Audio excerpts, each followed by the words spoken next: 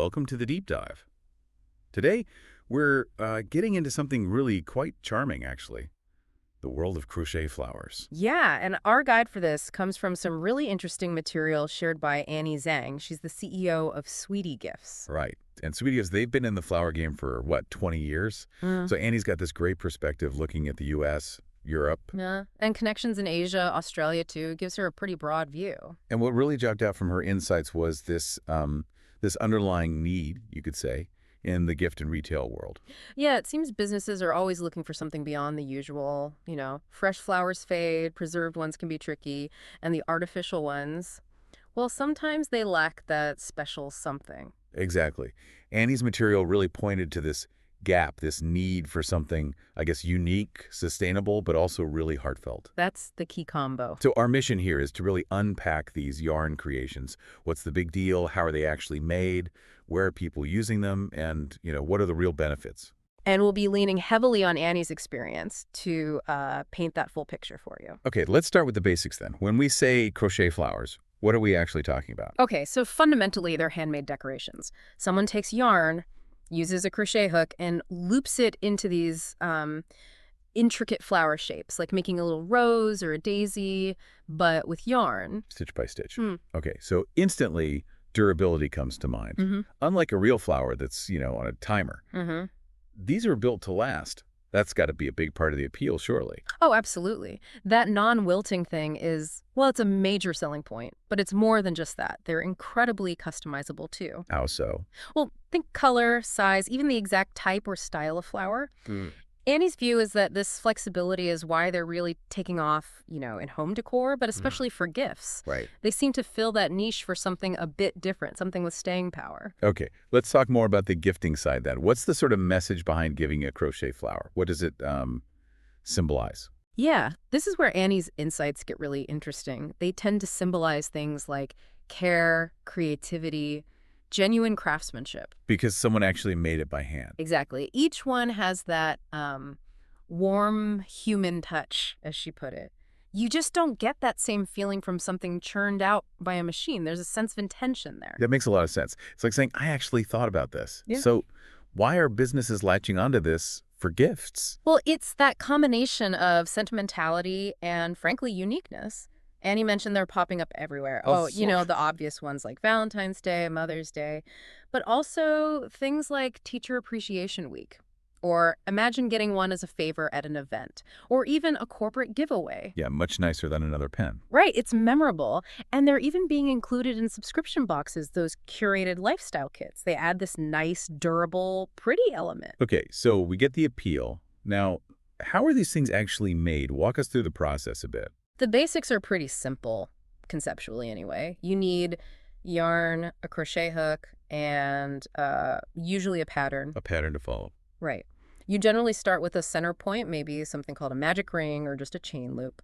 Then you build outwards using different crochet stitches. Like single crochet, double crochet. Exactly, those kinds of things. Slip stitches, too.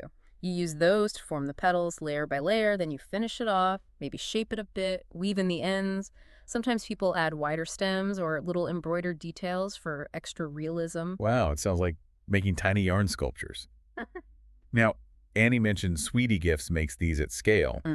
How do they manage that volume but keep the handmade feel? Yeah, that's the tricky part for businesses. At their factory, it's in Yiwu. They have artisans who are specifically trained just on these floral designs. Specialists. Pretty much. That way, they can ensure consistency. The size, the color, the quality of the stitches. It all has to be uniform when you're dealing with bulk orders for brands. Right, you can't have variations all over the place. Exactly. It's about skilled hands following standards to get both the quantity and that consistent handmade look. And the materials. What yarn works best for these? Good question. There are a few main choices. Cotton yarn is popular because it gives a nice crisp definition, holds its shape really well. Great for gifts. Okay. Acrylic yarn is, well, usually more affordable, and it comes in tons of bright, vibrant colors. Then you've got blends, which can give you a mix of structure and softness. So Sweetie Gifts chooses based on the product. Yeah, Annie stressed that. They pick the yarn based on who the end customer is and what the flower is going to be used for. Makes sense. So it sounds intricate. Is this something a beginner could just jump into and start selling? Well, you can definitely find beginner patterns to learn the basics, for sure. But Yeah. making those really complex, professional-looking flowers consistently, especially for large orders, that takes real skill and, honestly, experience. Right. Annie was clear, their artisans are highly trained specifically for this. That's how they handle the tough designs and the big numbers. Okay, one thing I know about crochet, sometimes the edges curl up. Is that an issue with these flowers, and how do you stop it? It can be, yeah. But experienced crocheters have ways around it. Keeping the yarn tension really consistent is key. That's number one. Okay. And then there's a process called blocking. Blocking. Yeah. It usually involves getting the finished flower slightly damp, maybe with steam or just water, and then shaping it and letting it dry in that position. It helps the fibers relax and set properly. So it holds the shape better. Exactly. It prevents that curling. Annie mentions Sweetie Gifts actually pre-blocks their flowers and packs them carefully so they arrive looking perfect.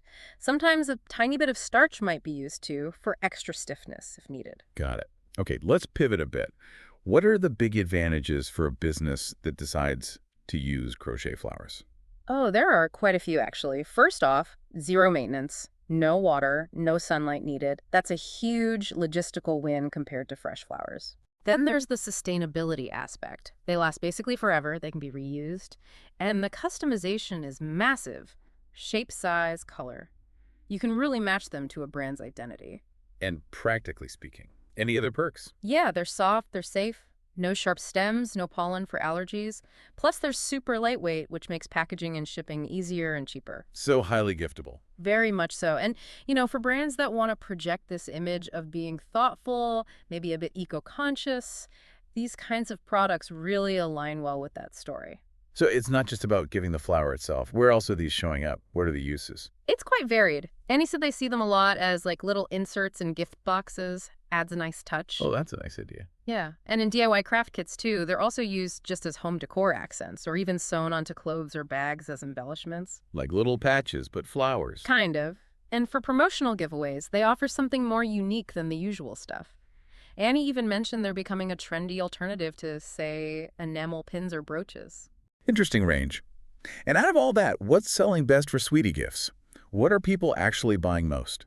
According to Annie, the things that consistently do well are the crochet flower, keychains, and hair accessories. Chains and hair clips. Yeah.